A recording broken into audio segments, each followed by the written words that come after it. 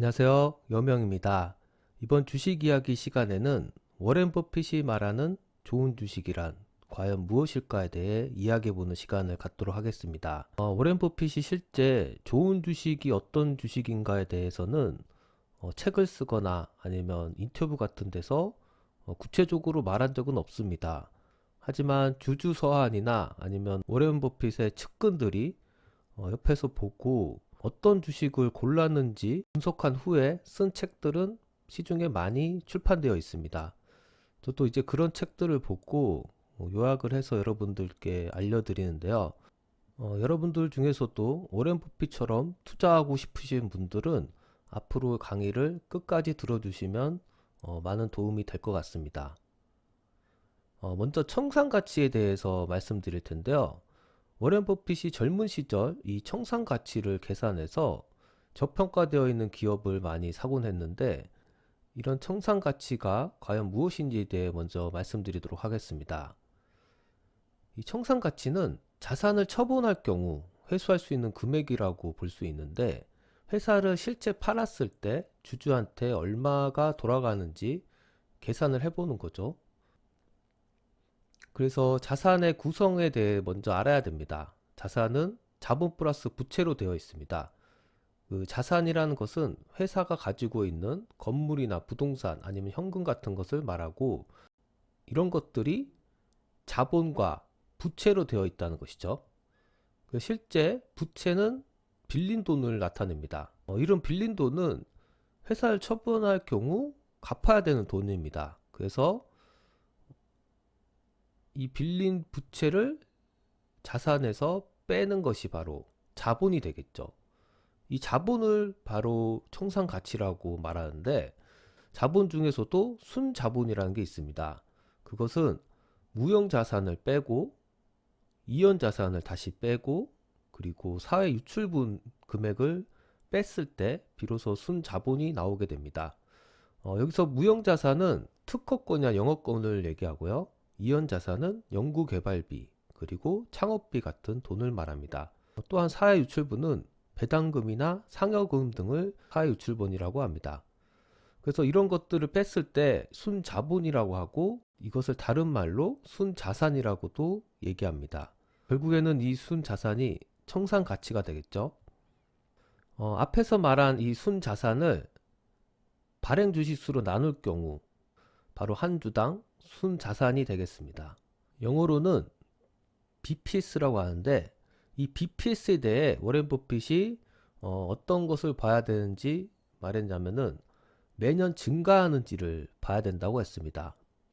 그리고 이 BPS가 10년 뒤에도 계속 유지가 되는지를 볼 필요가 있다고 했는데, BPS가 떨어진다는 의미 자체는 영업이익이 떨어진다는 의미이기 때문에 회사가 좀 쇠퇴하고 있다고 봐야 되겠죠.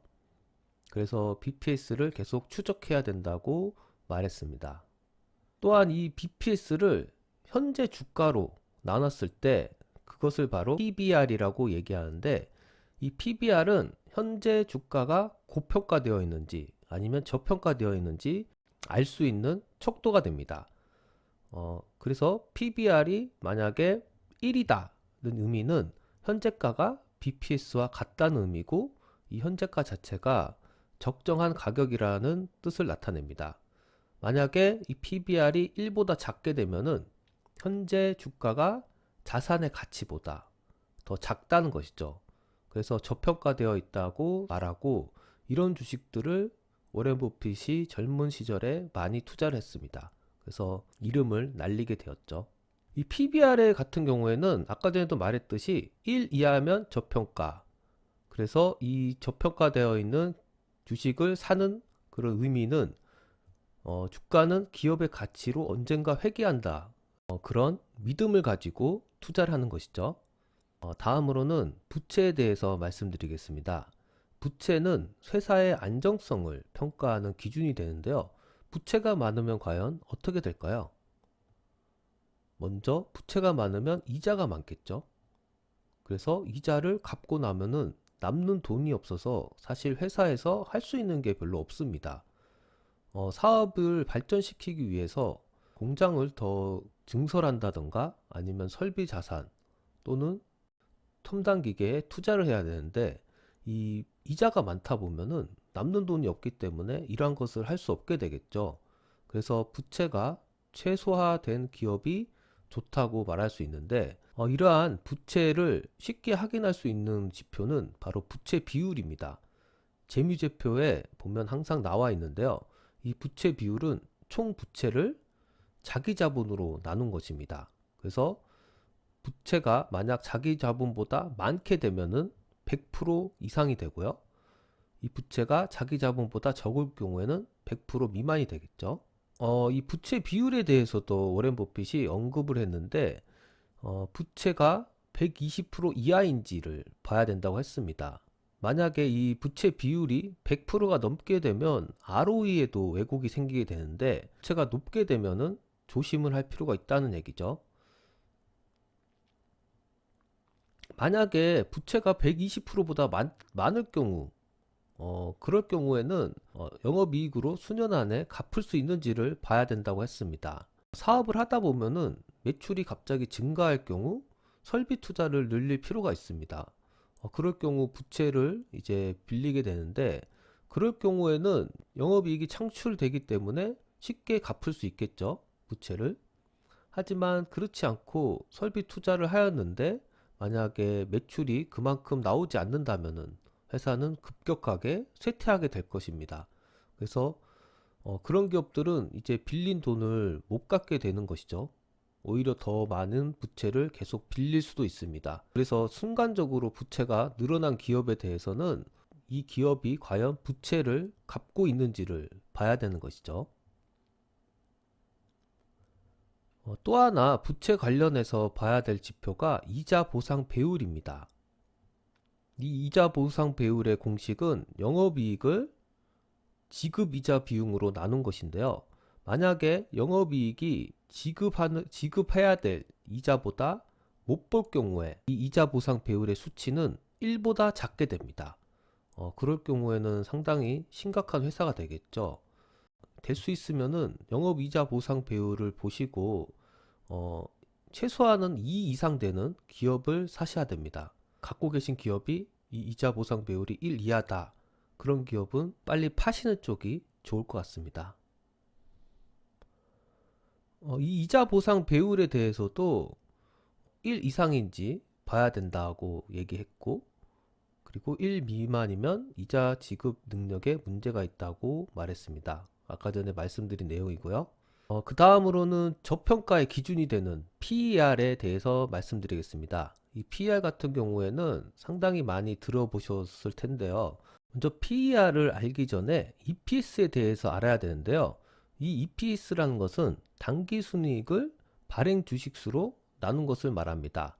그래서 한국말로 얘기하면은 주당 순이익이 되는데요. 이 주당 순이익에 대해서도 워렌 버핏이 어떻게 언급을 했냐면은 매년 상승하는지를 봐야 된다고 했습니다. 그리고 10% 이상 성장한 회사가 지속적인 경쟁 우위에 있다고 말했습니다. 그러니까 EPS가 매년 증가하는데 10% 이상씩 계속 증가하는 기업에 투자를 해야 된다는 것이죠. 앞에서 말씀드린 EPS를 가지고 PER을 구할 수 있는데요. 바로 현재 주가를 EPS로 나눴을 때 그것을 바로 PER이라고 얘기합니다. PER 같은 경우에도 앞에서 말씀드린 PBR과 마찬가지로 현재 주가가 저평가되어 있는지 아니면 고평가가 되어 있는지를 알 수 있는 척도가 되는데요. 이 PER 같은 경우에는 나라마다 아니면 사업마다 약간씩 차이가 있게 되는데 관심 있는 종목을 만약에 발견했을 때 그 사업군이 어느 정도의 PER을 형성하고 있는지 보고 그 PER보다 작게 되면은 저평가되어 있는 종목이 되겠고요. 그런 사업군이 형성한 PER보다 높게 되면은 고평가되어 있는 종목이 되겠습니다. PER의 경우에 대해서 워렌 버핏이 15 이하인지를 봐야 된다고 했는데 좋은 기업의 경우에는 PER이 높기 때문에 15가 되는 경우가 그렇게 많지 않습니다. 그래서 좋은 기업을 주시하고 있다가 시장이 안 좋아졌을 때 이 PER 지표를 보고 매수를 해야 되는 것이죠. 그리고 또 하나 봐야 될 게 PER을 역으로 했을 때 이것을 초기 수익률이라고 하는데요.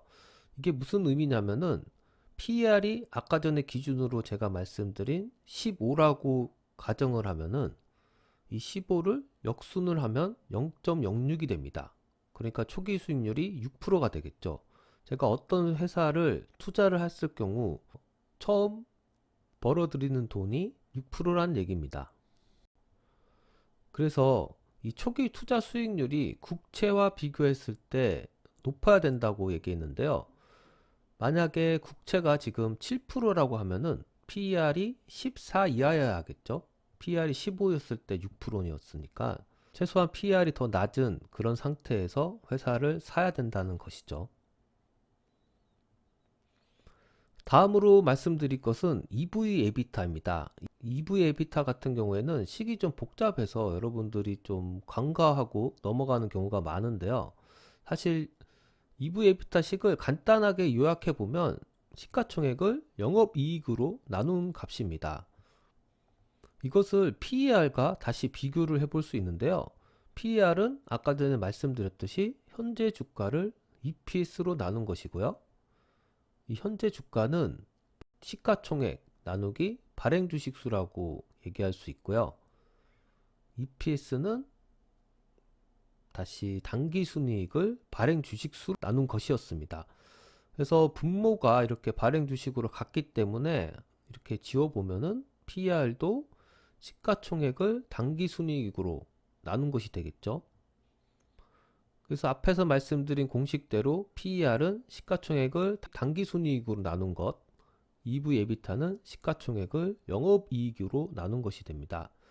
이 당기순이익 자체가 그 부동산을 팔거나 아니면 다른 회사 지분을 갖고 있을 때 그쪽으로 들어오는 이익이기 때문에 사실 회사가 순수하게 영업을 해서 벌어들인 이익에 대해서는 약간 가려질 수가 있습니다. 그런 것을 보완하는 지표로 EV 에비타를 참고를 할 수 있는데요. EV 에비타 같은 경우에는 시가총액을 영업이익으로 나눈 것이라 회사가 순수하게 영업을 통해서 벌어들인 이익을 볼 수 있는 지표가 되겠습니다. 그래서 EV 에비타를 다른 말로도 얘기할 수 있는데 투자 원금을 회수하는 데 걸리는 기간이라고 많이들 기억하고 계실 겁니다. 그래서 앞에서 말씀드린 것처럼 PER은 시가총액을 당기순이익으로 나눈 것이고 EV 에비타는 시가총액을 영업이익으로 나눈 것이기 때문에 두 지표를 적절하게 비교해서 회사를 평가해야 합니다. 다음으로는 경영자가 회사를 잘 운영하고 있는지 볼 수 있는 지표에 대해서 말씀드릴 텐데요. 바로 ROE를 통해서 회사를 잘 운영하는지 판단할 수 있습니다. 이 ROE 공식 자체가 당기순이익을 바로 자본 총액으로 나눴기 때문인데요. 갖고 있는 자본 대비 얼마를 벌었냐가 바로 회사가 운영을 잘 하는지 못하는지를 알 수 있는 척도가 되는 것이겠죠. 그래서 한국말로 얘기하면은 자기 자본 이익률이 되겠습니다. 이 ROE 지표는 오렌 버핏이 상당히 강조를 하고 있는 지표가 되겠는데 10% 이상인지를 봐야 된다고 했습니다. 사실 미국 주식 기준으로 15% 이상인지를 봐야 된다고 했는데 한국 기업 같은 경우에는 15% 이상의 기업들이 그렇게 많지는 않습니다. 그래서 보통 10% 이상인지를 봐야 되고요. 또한 ROE가 10년 동안 계속 유지되고 있는지를 봐야 됩니다. 이 기업이 좀 규모가 크다 보면은 ROE를 유지하기가 상당히 힘이 드는데요. 왜냐하면 아까 전에 말씀드렸던 공식처럼 자본이 계속 증가하기 때문에 그만큼 영업이익이 계속 더 증가해야 됩니다. 그런데 기업이 크다 보면은 영업이익을 계속 증가시키기가 어렵게 됩니다. 계속 신사업을 추진하거나 아니면 새로운 제품들을 계속 생산하지 않는 이상 영업이익을 증가시키기가 좀 힘든 것이죠. 그래서 오래된 기업일수록 이 ROE가 떨어지게 마련인데요. 그런 기업들이 이제 쇠퇴하는 그런 상태에 놓여질 수도 있기 때문에 항상 ROE가 어떻게 변하는지 추적할 필요가 있습니다. 또한 ROA가 너무 낮지 않은지를 봐야 되는데 부채 비율이 높게 되면 이 ROE 자체가 왜곡이 됩니다, 수치가. 그래서 ROA를 항상 같이 보는 습관을 들이셨으면 좋겠습니다. 다음으로는 ROIC에 대해서 말씀드릴 텐데요. 이 ROIC는 사람들이 그렇게 많이 보는 지표는 아닙니다. 하지만 기업을 잘 운영하고 있는지 보는 또 하나의 지표가 되겠는데요.